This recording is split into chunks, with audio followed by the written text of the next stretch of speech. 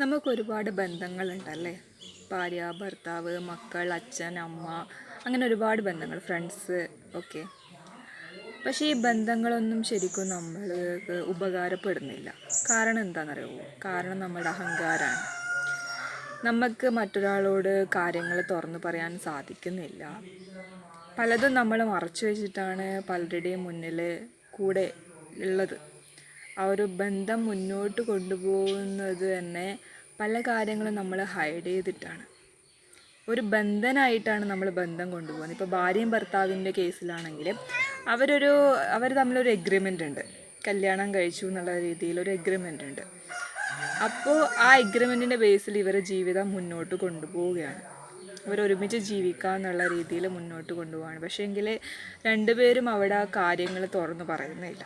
എന്തുകൊണ്ടാണ്? രണ്ടുപേർക്കും അഹങ്കാരമാണ്. ഞാൻ പറയുന്നത് ആ വ്യക്തി കേൾക്കുന്നില്ല, ആ വ്യക്തിക്കത് മനസ്സിലാവില്ല എന്നുള്ളത് ഒരാളുടെ ഭാഗം. മറ്റേയാളുടെ ഭാഗം ഇത് തന്നെയാണ്.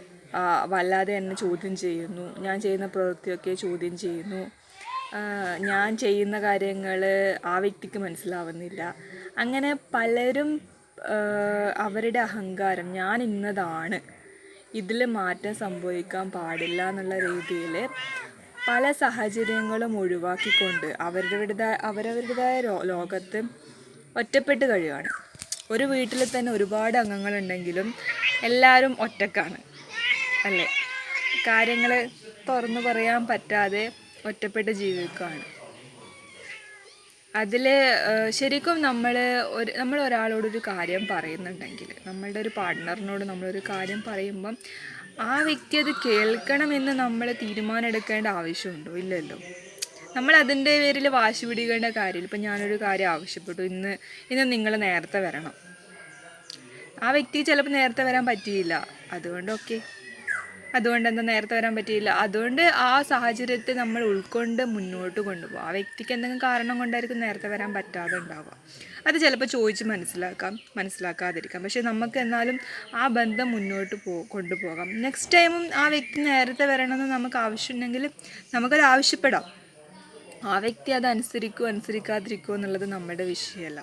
നമുക്ക് ആവശ്യപ്പെടാം. ആ വ്യക്തിക്ക് പറ്റുമെങ്കിൽ ആ വ്യക്തി നേരത്തെ വരും, പറ്റില്ലെങ്കിൽ നേരത്തെ വരില്ല, അത്രയല്ലേ ഉള്ളൂ.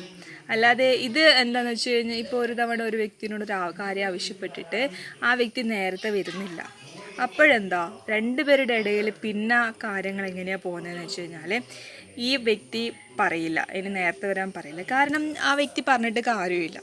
അതുകൊണ്ട് ഈ വ്യക്തിയുടെ അങ്ങനെ ചെറിയൊരു കാര്യത്തിൽ തുടങ്ങി ഇയാൾ പല കാര്യങ്ങളും ഇങ്ങനെ പല കാര്യങ്ങളും ഹൈഡ് ചെയ്യും. അത് ആ വ്യക്തിനോട് പറഞ്ഞിട്ട്, ഇപ്പോൾ ഭർത്താവിനോട് പറഞ്ഞിട്ട് കാര്യമില്ല, ഭർത്താവിന് മനസ്സിലാവില്ല. അങ്ങനെ ഭാര്യ പല കാര്യങ്ങളും ഹൈഡ് ചെയ്ത് വെക്കും. അതേപോലെ ഭർത്താവും അതേപോലെ തന്നെ, അവൾ എന്നോടൊന്നും പറയുന്നില്ല, അതുകൊണ്ട് ഞാനെന്നൊന്നും പറയണ്ട, പറയാതെ തന്നെ കാര്യങ്ങൾ ഒരുമിച്ച് പോകുന്നുണ്ടല്ലോ, ബന്ധം പോകുന്നുണ്ട്. പക്ഷേ എങ്കിൽ അവിടെ ശരിക്കുള്ള ബന്ധമാണോ എന്നുള്ളത് നമ്മൾ പരിശോധിക്കണം. എന്തിനാ ബന്ധം എന്ന് വെച്ച് കഴിഞ്ഞാൽ പരസ്പരം സപ്പോർട്ട് ചെയ്യാനും പരസ്പരം ഉള്ളിലുള്ള കാര്യങ്ങൾ ഷെയർ ചെയ്ത് രണ്ടുപേരും ആ പറയുന്നതിൻ്റെ ക്ലാരിറ്റി എടുക്കാനാണ്. അവിടെ അഹങ്കാരത്തിനൊരു പ്രസക്തിയില്ല. ഒരു വ്യക്തി വലുതാണ് ചെറുതാണ് അതിൻ്റെ ഒന്നും ആവശ്യമില്ലല്ലോ. കാരണം ശരിക്കും നമുക്കൊരിക്കലും മറ്റൊരാളുടെ മുന്നിൽ ചെറുതോ വലുതോ ആവാൻ പറ്റില്ല. നമ്മളെല്ലാവരും ഈക്വലാണ്.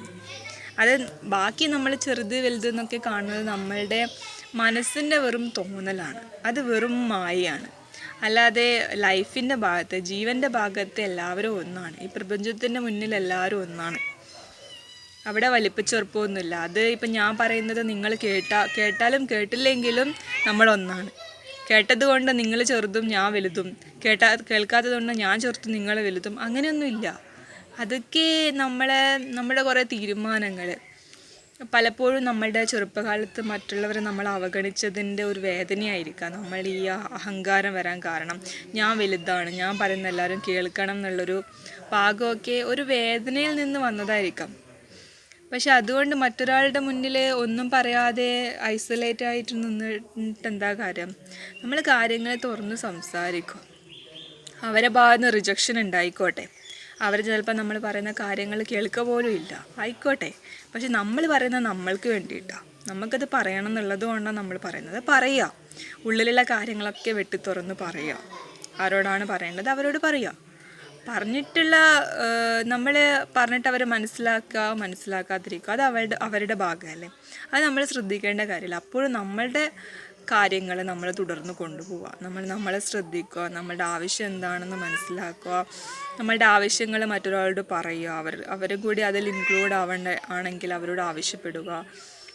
നമ്മളെല്ലാം എല്ലാവരോടും നമുക്ക് നമ്മളുടെ ഉള്ളിൽ വരുന്ന കാര്യങ്ങളൊക്കെ നമ്മൾ തുറന്ന് സംസാരിക്കുക. അപ്പോഴേ നമ്മൾ ഫ്രീ ആവത്തുള്ളൂ. അപ്പോഴാണ് ശരിക്കും നമ്മളുടെ ഉള്ളിലുള്ള ശരിക്കുള്ള റിയൽ ഞാനിനെ നമുക്ക് അറിയാൻ പറ്റുള്ളൂ.